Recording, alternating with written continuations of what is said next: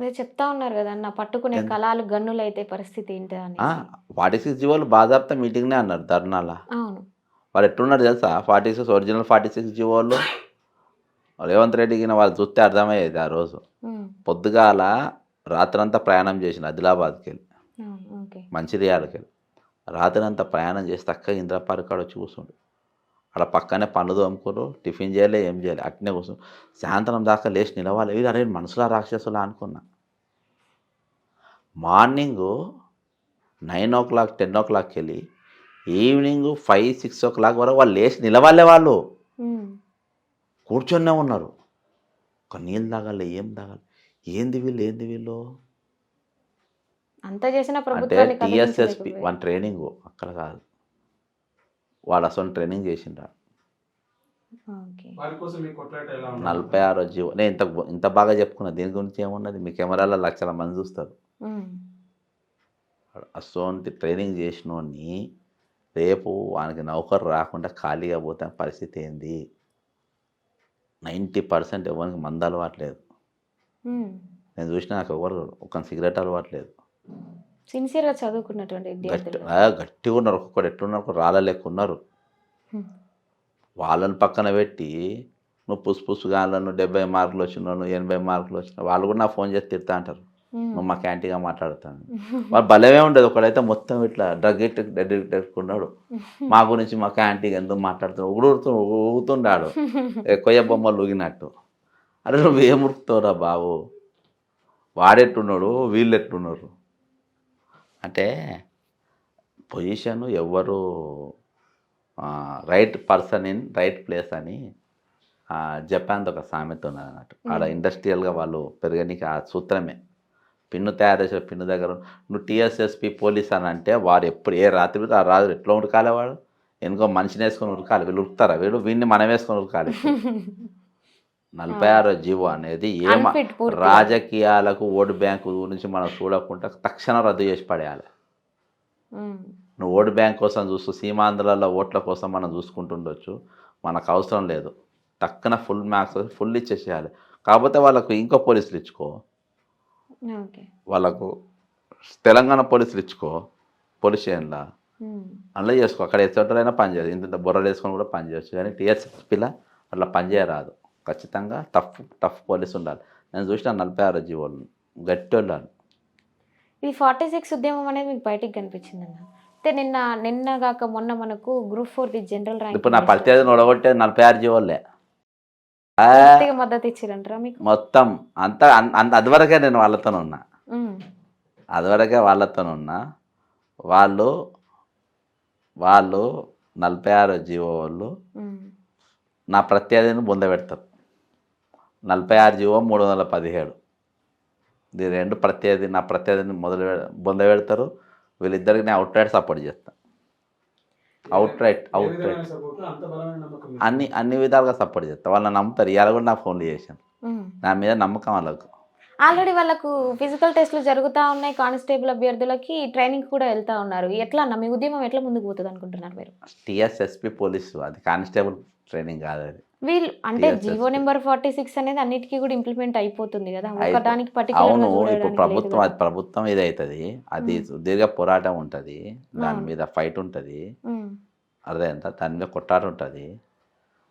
వాళ్ళు అంత ఈజీగా వాళ్ళని మనం వదులుకోలేం. వాళ్ళని ఖచ్చితంగా 46 జీవో అవసరమైతే ఒక 10 రాష్ట్రాలను మనం సంప్రదించి ప్రెసిడెన్షియల్ ఆర్డర్స్ మొత్తం సవరించాల్సిన అవసరం ఉన్నది. కేసీఆర్ తెలంగాణ కొత్తగా వచ్చిన అందరిని అవలా బనాయించి ఈ జీవో దాదాపు 14 రాష్ట్రాలను ఒప్పియాల్సి వస్తుంది, 10-15 రాష్ట్రాలను ఒప్పించి అది చేసుకోవాల్సి వస్తుంది. 46 జీవో ప్రభుత్వం ఇక్కడ లోకల్లో చేసుకున్నట్టు అమెండ్మెంట్, దానికి రద్దు చేయొచ్చు. ముఖ్యమంత్రి తీసేసి ఫస్ట్ వాళ్ళని చేయాలి, లేకుంటే ఇబ్బంది అవుతుంది. రేపు వాళ్ళు సీమాంధ్ర ఓట్ బ్యాంకు ఎక్కువ ఉన్నారు, మన నష్టం అవుతుంది ఏమో అనుకుంటే దాని నష్టం కంటే మనకు ఎక్కువ సీట్లు వచ్చినాయి. అట్లా రాజకీయంగా ఆలోచించిన ఖచ్చితంగా పడుతుంది. వాళ్ళు ఏమో ఊకోరాదు, గురుపోతులు అంత కోపం మీద ఉన్నారు ఒక్కొక్కడు. అయితే మొన్న మనకు జేఆర్ఎల్ వచ్చిందన్న గ్రూప్ 4 జనరల్ ర్యాంకింగ్ లిస్ట్ అని. మనం చూసినాం ఎలక్షన్స్కి ముందు హైకోర్టు ఒక మొట్టికాయ వేయడం జరిగింది అప్పుడు ఉన్నటువంటి బీఆర్ఎస్ ప్రభుత్వాన్ని. గ్రూప్ 4లో కూడా పేపర్ 1లో దాదాపు 900 పైచిలుకు ఓఎంఆర్ షీట్స్ ఎక్కువ వచ్చాయి. సెకండ్ పేపర్లో 172 ఓఎంఆర్ షీట్స్ తక్కువ వచ్చినాయి అని చెప్పడం జరిగింది. వాళ్ళు అప్పటికి ఫైనల్కి ఇచ్చారు. ఇప్పుడు కాంగ్రెస్ పార్టీ అధికారంలోకి వస్తే అన్నీ క్యాన్సిల్ అయితే పూర్తిగా టీఎస్పీఎస్సీ ప్రక్షాళన జరుగుతుందని విద్యార్థులందరూ కూడా అనుకున్నారు. మరి ఈరోజు ఏకంగా రిజల్ట్సే ఇచ్చారు. ఒక చిన్న లాజిక్ అన్న, టీఎస్పీఎస్సీ అనేది పూర్తిగా ఫెయిల్ అయిపోయింది. అందులో భాగమైనటువంటి గ్రూప్ 4 ఒకటే ట్రాన్స్పరెంట్గా జరిగిందా అంటే మేము ఎట్లా నమ్మాలి అని కొంతమంది నిరుద్యోగులు అడుగుతూ ఉన్నారు. ట్రాన్స్పరెంట్ ఏది కూడా జరగదు. ఇప్పుడు జనార్దన్ రెడ్డి వదిలేస్తుంటే ఈ అనుమానాలన్నీ బలపడతలేవా? మరి ఎట్లా రిజల్ట్స్ ఇచ్చిందండి కాంగ్రెస్ పార్టీ అంటే? అవునమ్మా, నేను అదే అంటున్నా. నన్ను కాంగ్రెస్ పార్టీ నాయకునిగా చూడకు, నన్ను మామూలు మనిషిగా చూడు. జనార్దన్ రెడ్డిని క్లీన్ చీట్ ఇచ్చి వదిలేసినప్పుడే ఇవన్నిటికీ వైట్ వచ్చేసింది. ఇందులో నా పర్సనల్ ఒపీనియన్ ఏంటంటే, ఇందులో జనార్దన్ రెడ్డిని కానీ కొంతమంది కాపాడికి కానీ అది వరకు ఈ అవినీతిలో పాల్పడ్డ వాళ్ళను కవిత బాగా ఎగురుతుంది కదా, కవిత పాత్ర ఉందని అంటున్నా. కవిత పాత్ర ఉందా? ఖచ్చితంగా కవిత పాత్ర ఉన్నది ఇలా టీఎస్ఎస్పీ స్కామ్లో. దాని గురించి ఎందుకు మాట్లాడేది? పాత వాళ్ళ మీద ఎంక్వైరీ చేయండి, నేను ఏదో ముత్యం లెక్క వస్తా బయటకని ఎంక్వైరీ చేయమని ఎందుకు అంటలేదు?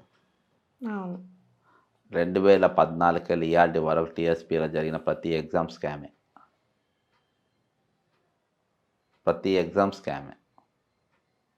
అన్నీ రద్దు చేయాలంటున్నా. గంట చక్రపాణి కానీ వీళ్ళిద్దరిని జైలుకు పంపాలి. జనార్దన్ రెడ్డి అంటుంది ఎంక్వైరీ చేయాలి, అందులో ఉన్న సిబ్బంది పైన ఎంక్వైరీ చేయాలి. నేను పంపుతా, నేను హోంమంత్రిని కదా ఇప్పుడు. ప్రభుత్వం హోంమంత్రిని కాదు. ఇప్పుడు మీరు కంకణం కట్టుకొని వచ్చిండ్రా దీన్ని అతను కంకణం ప్రభుత్వం తిట్టిపోయింది? లేదన్నా, చెప్పేటువంటి మీరు అవునమ్మా. ఇగో నేను రాజశేఖర్ రెడ్డి గారి ఫోటో ఎందుకు పెట్టుకున్నా తెలుసా? ఆయన ముఖ్యమంత్రి ఉన్నప్పుడు పెద్ద రాష్ట్రాలు 7 కోట్ల జనాభా, సోమవారంకి వెళ్ళి శుక్రవారం దాకా రోజు ఒక 2000 మంది కామన్ మ్యాన్ కలిసేది అదే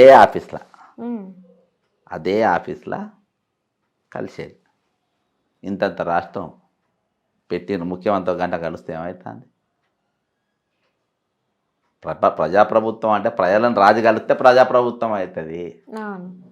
రాజు ప్రజలను కలవకుండా ప్రజాప్రభుత్వం టైటిల్ ఇచ్చి ఇది ప్రజాప్రభుత్వం అంటే ఎట్లా నడుస్తుంది? అంటే బాధ్యతలు ఒకటి చెప్పున్నామ్మా, మీరు కంకణం కట్టుకొని ఇవాళ ప్రభుత్వాన్ని తిట్టిపిచ్చి ఇక జడ్జంటాడు.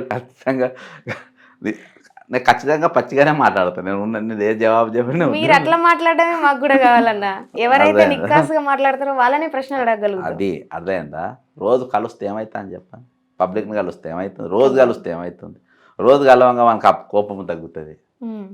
ముఖ్యమంత్రి రోజు కలవాలి పబ్లిక్ను, డైలీ కలవాలి, తప్పేం లేదు. కలవకపోవడం అనేది దాన్ని ప్రజాప్రభుత్వం అన్నారు. ప్రజాప్రభుత్వం పేరు పెడితే మీ జనాన్ని కలవాలి, ఇది ఎక్కడ న్యాయం ఇది? కాబట్టి నాకు తెలిసిన ఎవరి మీద యాక్షన్ ఉండదు, ఇట్నే నడుస్తూ ఉంటుంది. ఒకటే కదా. అప్పుడు బీఆర్ఎస్ కాంగ్రెస్ పార్టీ ఒకటే అని ప్రజల దృష్టి పడితే రాబోయే ఎంపీ ఎలక్షన్స్లో మీరు అన్నటువంటి 17 స్థానాలు ఏదైతే గెలుస్తాం అంటున్నారో అవి ఎట్లా గెలుస్తారు? ఇప్పుడు నేను ఒకటే లాజిక్ చెప్తా, మీరు ఇద్దరు ఒకటే అన్నారు.